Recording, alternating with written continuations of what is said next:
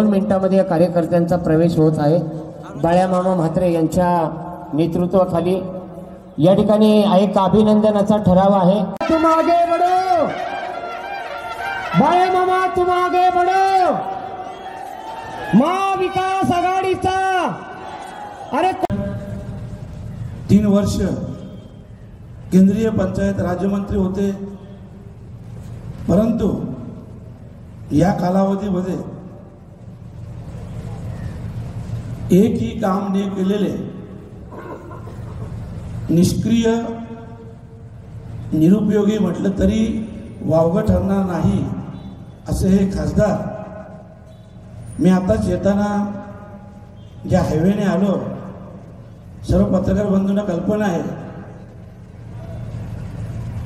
ज्या ज्या तालुक्याला ज्या ज्या शहराला हायवे जोडला जातो त्याचं रुंदीकरण होतं, तेव्हा तेव्हा तिथं विकासाची गंगा येते, डेव्हलपमेंट होतो।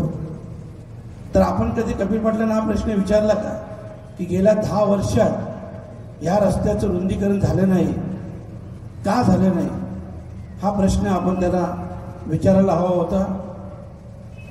दुसरी गोष्ट आहे, शाही धरणाचा एक विषय आहे। गेल्या अनेक वर्षापासून हा रखडलेला विषय आहे।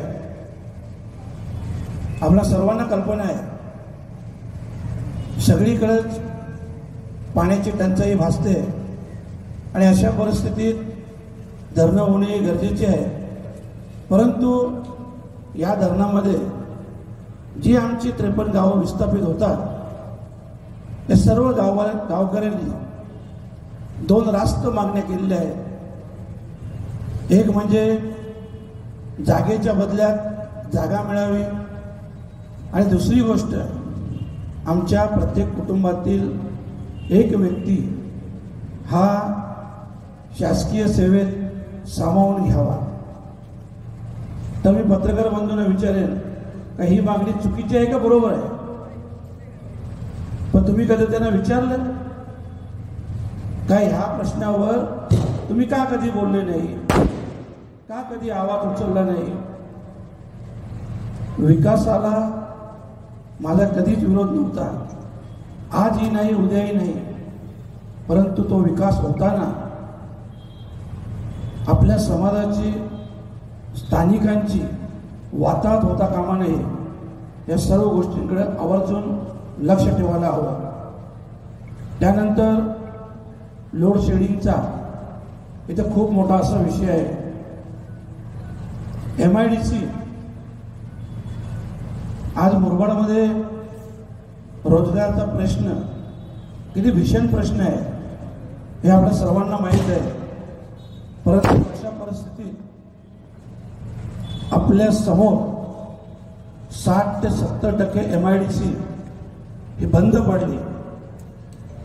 खरं म्हटलं तर कपिल पाटील 30,000 करोड 35,000 करोड 1,000 करोड आमच्या MIDC साठी सबसिडीसाठी किंवा इतर विषयांसाठी दिले असते, तर आज इथं आमच्या इथल्या स्थानिकांना, युवकांना, हजारो लोकांना रोजगार उपलब्ध झाला असता। परंतु ही त्यांची उदासीनता आहे। त्यांना कुठल्याही प्रकारचं काम करायचं नाही, फक्त ना फक्त निवडणूक आली की आपल्या समोर येणार, काहीतरी थातुरमातुर उद्घाटन करणार, घोषणा करणार। तर याच्या सगळ्यात महत्त्वाचा प्रश्न रेल्वेचा आहे। आपल्या सर्वांना कल्पना आहे, आज इथल्या तरुणाला जर नोकरीसाठी कुठे जायचं असेल तर ठाणेसारख्या शहरात जायला लागेल, मुंबईमध्ये जायला लागेल, भिवंडीमध्ये यायला लागेल। परंतु आज इथून जायचं म्हटलं तर भाडे परवडत नाही, आणि भाडे परवडत नाही म्हणून रेल्वे असणं गरजेचं आहे। आणि म्हणूनच रेल्वेचं आमिष 2014ला कपिल पाटलांनी दाखवलं की मी 5 वर्षात ही रेल्वे मुरबाडपर्यंत पोहोचवी। आणि साहजिकच आमच्या भोळ्या बाबड्या नागरिकांनी मतदार राजांनी त्याच्यावर विश्वास ठेवला आणि भरभरून मतदान केलं आणि 5 वर्षात ही रेल्वे मुरबाडला पोहोचली नाही। मग पुन्हा 2019 निवडणूक आली।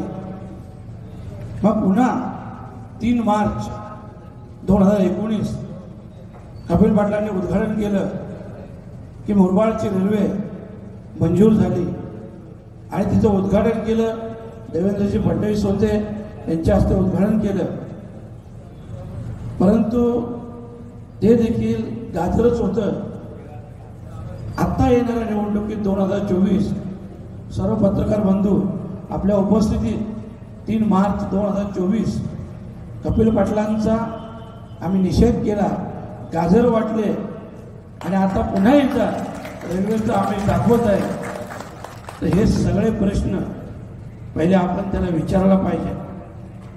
आपण का नाही केले हा देखील जाब विचारला पाहिजे, कारण शेवटी आपण सर्वांनी त्यांना मत दिलेलं आहे, त्यांना खासदार बनवलेलं आहे, त्यांना मंत्री बनवलेलं आहे। सगळ्यात मोठा किळस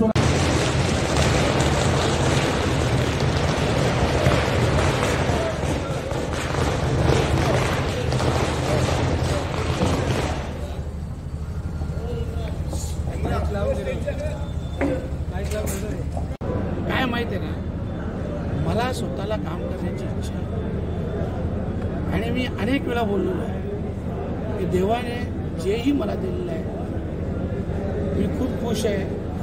माझ्या स्वप्नात नव्हतं ते देवाने मला प्रत्यक्षात दिलेलं आहे। मी मेहनत केली, मी बिझनेस करतो आणि त्या माध्यमातून मी पैसे कमवतो, ते मी राजकारणासाठी टाकतो। आणि आत्ता मला जे राजकीय जे काही पद पाहिजे, मला खासदार व्हायचे, ते मला पैसे कमवण्यासाठी, यांच्यासारखी टक्केवारी कमवण्यासाठी नाही व्हायचं। मला लोकांची कामं करण्यासाठी व्हायचं आहे। 5 वर्षांनी मी मला आजही सांगतो, जबाबदारीने बोलतो। तर मला माहीत आहे तुम्ही कपिल पाटलांना कुठले प्रश्न विचारले नाही, पण मला नक्की विचारायला याल 5 वर्षात, तर मी जबाबदारीने बोलतो। तर 5 वर्षात हे सर्व कामांचा लेखाजोखा तुमच्या समोर मांडला जाईल आणि ही सर्व कामं केली जातील, एवढं मी नक्कीच आपल्याला